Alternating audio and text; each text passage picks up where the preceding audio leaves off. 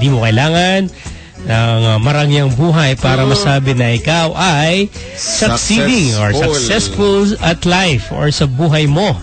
Okay, meron tayong, as I said kanina, meron tayong mga little victories na we tend to forget always. Lagi na tayo nakatingin sa mga mamahaling buhay, paraan na pamumuhay, pero kailangan natin ma-appreciate ang mga little victories or little heights na meron tayong pinagdadaanan. Okay?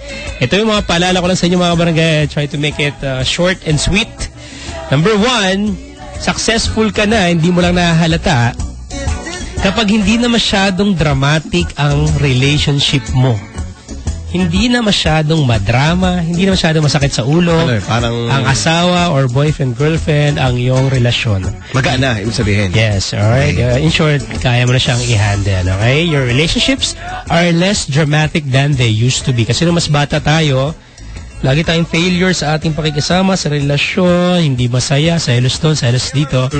Pero kapag ikaw ay nakakaranas ng wala na masyadong drama at smooth na ang inyong relasyon, pwede mo consider na ikaw ay successful na sa buhay. Yan. Number 2, wala kang masyadong pera, sa Pilipinas ka, pero mayaman ang iyong buhay sa ngayon. Mayaman in the sense na ini-enjoy mo at na-enjoy mo na ang buhay mo ngayon. At alam mo na kung paano mag-enjoy kahit hindi sa pamamagitan ng pera. Okay, you may not have as much money as you want, but you live a rich life. Kino-consider mo na yung mga friends mo, pamilya mo, alam mo na kung paano diskartihan ang buhay mo.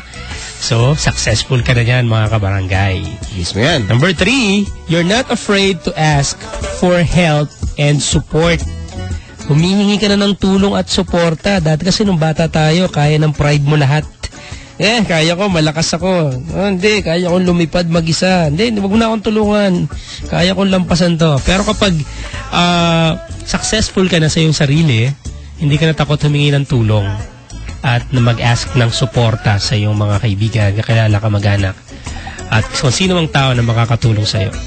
Which is, baliktad para sa ibang tao. Kasi alam mo, yung ibang tao, humingi sila ng tulong kasi hindi nila kaya. And then, dumadating yung time na kapag dumarating yung time na eto na ako, kaya ko na, hindi na ako hihingi ng tulong sa kanila. Yung iba ganun na iniisip Mali yun. Diba? Mali yun. Dapat habang nagmamature tayo or lalong mararamdaman yung success mo kapag marunong ka nang lumapit o lumapit sa ibang tao at humingi ng tulong. Kasi wala ka ng pride sa iyong sarili. Alam mo yung limitations mo. Much better talaga kasi alam mo yung limitations mo kasi karamihan, kadalasan minsan kaya tayo nagkakamali. Nilalagay natin lahat sa balikat natin na parang superhero tayo. Which is mali. At in result, bumabagsak tayo. So yun pala ang thinking ng iba, kaya pala bumabagsak sila. Correct. Mali ang paniniwala nila. Tama. Baliktad. Okay. Next, successful ka na, hindi mo lang halata kapag tumaas na yung standards mo sa buhay. Hindi ka na basta-basta. Hindi ka na lang nagsisettle sa ganito lang. Kahit paano from nung bata ka, nung college ka, nung nag-start ka magtrabaho hanggang sa age mo ngayon, tumaas ang standard mo sa buhay. You've raised your standards. Yan. So, naging successful ka na, hindi mo lang alam without you knowing. Okay? Next, you let go of things that don't make you feel good. Binibitawan mo na yung mga bagay na bakit o pinagtsatsagaan, nasasaktan ka lang, o kaya nagpapabigat lang sa'yo. Malinaw na yung pag-iisip mo. Sabi nga sa isang libro, let go of whatever makes you stop. Alam mo naman yung mga nakakairita sa'yo. Alam mo na yung nagpapabagal sa'yo. Alam mo na yung ugali mong masama. Kailangan mo na siyang bitawan. Alam mo na yung mga barkada na dapat di mo sinasamahan. Alam mo na yung mga tao, mga movies, mga pelikula, mga wala namang maitutulong sa buhay mo. Hindi ka tulad ng dati, di ba? Nagtsatsaga ka, naghihirap ka, umiiyak ka sa mga bagay na ito. At saka, basta makabilong lang yung sense of belongingness, kahit mali na yung ginagawa. Kasama ka pa rin dahil cool or yun ang masaya. Na akala mo masaya talaga, hindi naman. So, successful ka na if you let go of things that don't make you feel good anymore. Yan. Next, you have moments where you appreciate yourself in the mirror. Kasi nung bata pa tayo, nung medyo denial stage pa tayo, inis na inis ka, bakit ganito ang mata ko, bakit ganito ang itsura ko, bakit hindi ako kasing gwapo ni ganito, bakit hindi ako kasing tangkad ni ganyan, bakit hindi ako beauty queen. Dahil insecurity sa sarili. Ganyan, okay? Ngayon, pag successful ka ng tao, hindi mo lang na-appreciate, successful ka na pala agad sa solutions. Oo. Diba? Successful ka na kapag ganyan. Kasi alam mo naman may mga bagay na hindi mo na mapapalitan. So pumunta ka na lang sa solutions. Kesa naman, kasi ikaw kasi, yung nanay ko kasi, single parent kasi ako, ganyan, wala kasi kaming pera, ganyan. So kung ano man lahat ng kasi mo, instead na kasi, doon ka na focus ka na sa solutions. So choosing more positive thoughts than yung critic mo sa sarili mo, nalilimitahan yung kilos mo, yung sobrang conscious. Ngayon, choosing more positive thoughts sa sarili mo ay isa sa mga signs na successful ka ng tao. Yan. Next, you've learned that setbacks and failure are part of self-growth. Alam mo naman, ang setbacks at ang mga failure ay parte lang talaga ng pag-grow ng isang individual. Alam mo naman hindi talaga perfect ma-reach ang goal.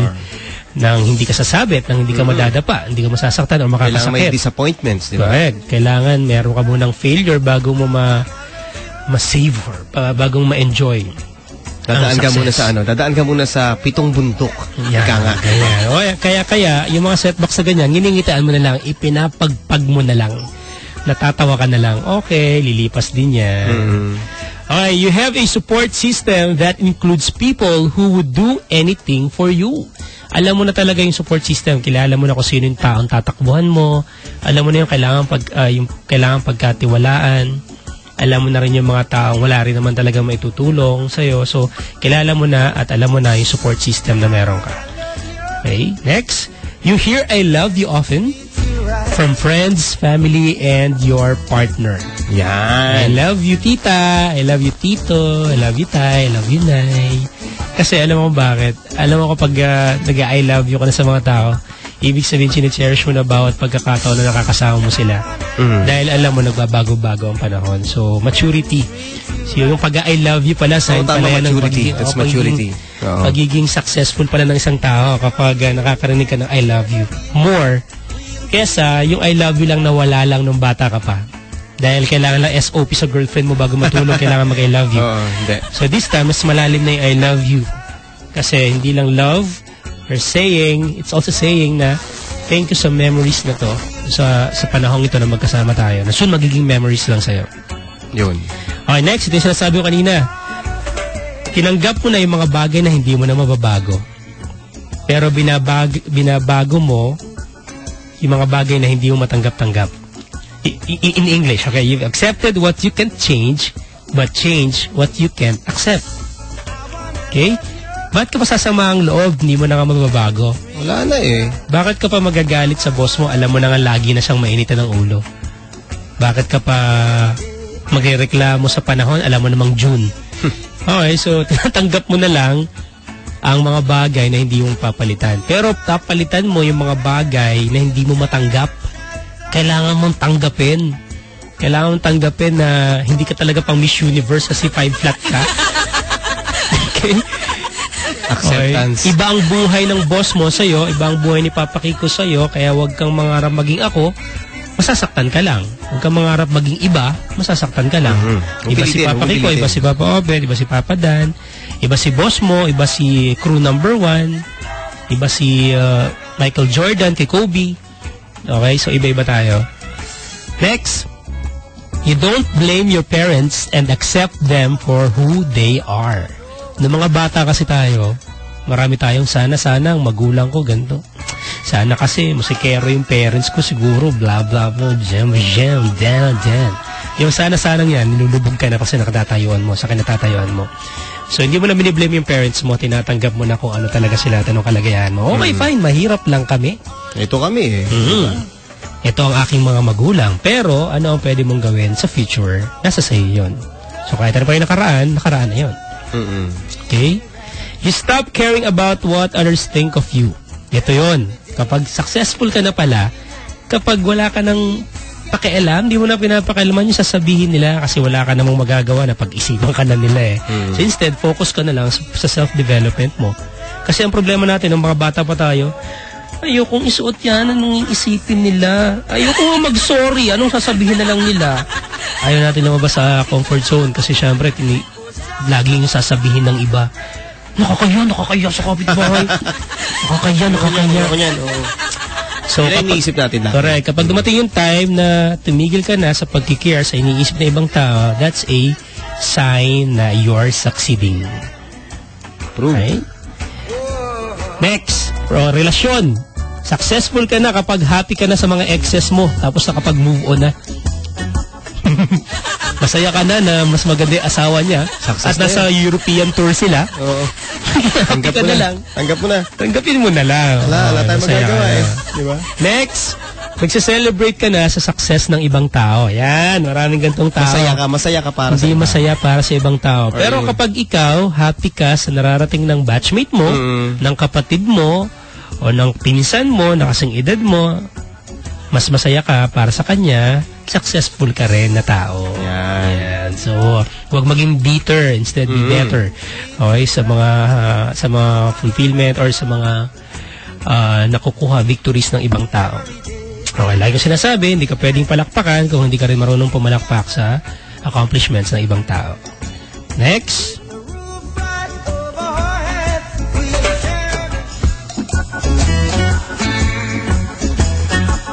Nararamdaman mo na konektado ka na sa iyong trabaho.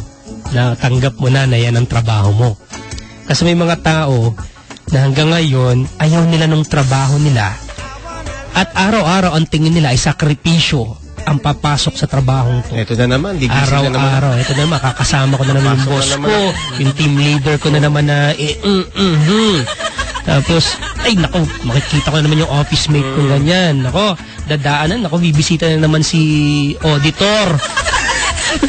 Ganyan. Maniningil na naman yung paluwagan sa opisina. Yeah, ganyan. So, you feel connected to your work.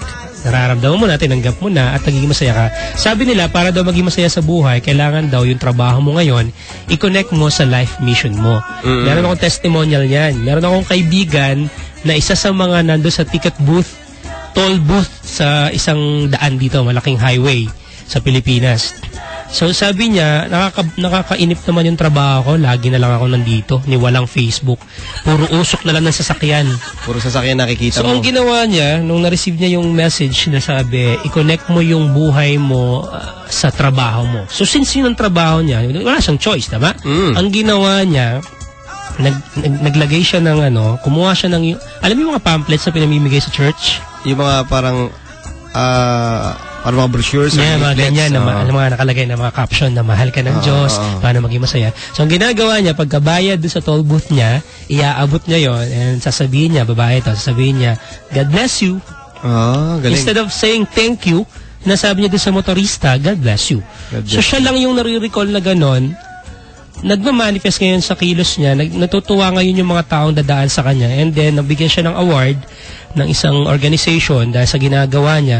Wala naman siyang effort, i-connect niya lang niya yung mission niya sa buhay sa kanyang trabaho. Sino may sabing wala kang magagawa kahit nasa toll booth ka?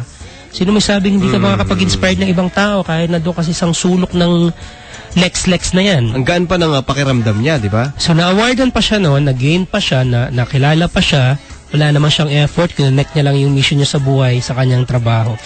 So sabi niya, grabe, wala nang effort na awardan pa.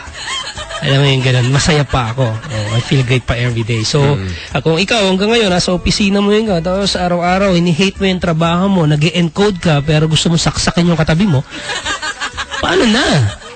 Tanggapin mo na lang na yan ang yung trabaho. At ano magagawa mo para mas maging masaya ang ibang tao at sarili mo sa trabaho ko. Last, successful ka if you love deeply and open yourself up to to be loved by others. Kapag marunong ka na magmahal, alam mo na yung totoong meaning ng pagmamahal, at open ka na rin, mahalin ng ibang tao at magmahal ng ibang tao. Yan yung mga hindi mo napapansin na nangyayari sa'yo ngayon, pero nagsasabi na successful ka na. Hindi mo kailangan ng pera, malaking bahay, kung ano Kasi man. iba yun ang tinitignan, no? Pag Okay. successful, magarang bahay, magarang kotse. Yes. Magarang bahay, magarang kotse, hindi ka busog naman na bulsa. makausap at wala ka ng panahon para sa iyong sarili. Kasi hindi nyo alam yung nangyayari. Alam niyo may mga tao dyan na maraming pera. May bahay, may kotse. Hindi pa sila masaya sa sarili nila. May kulang pa. Walang taong na kumpleto. Tandaan niyo yan. Tama. Sa Okay? dagdag lang natin, yung succeeding ka na kung marunong ka nang maghintay. Alam mo yon? Yung Patience. oo, parang pag hinihintay mo na ibigay sa'yo ngayon, pero sabi sa'yo, bukas ko na ibibigay. Ikaw hindi ka mapakali. Gusto mo ngayon na para magawa mo na yung bagay na yun. Diba? Alam mo yung atat ka na, pero pag tumatanda ka na, nararamdaman mo na, ay, marunong na ako maghintay. Sige, bukas na lang hintayin ko yan. Okay, bukas na lang, ganun. Kumbaga, parang palawakin ko lang ng konti. Mga bagay na hindi mo makokontrol, hayaan mo na lang. Oo, mabilis naman ang bukas eh. Kasi masasaktan ka lang kapag ipinilit mo ngayon. Oo. Parang gano'n. Okay. Tama yun, papi. So, maraming mga bagay sa paligid natin na nagiging busy tayo. Akala natin yun ang magbibigay sa atin ng totoong success. Pero sana, sa mga simpleng mga numbers na binigay ko sa inyo, na-appreciate nyo kahit yung mga maliliit na victories, mga simple joys na lagi ko sinasabi sa ating paligid. Successful ka na, huwag ka magano lang, ngiti naman dyan. Maraming salamat. Maraming salamat mga kabarangay. Magabalik po kami. Tugstugan muna tayo. Ito po ang Talk to Papa dito sa Barangay LS 97.1.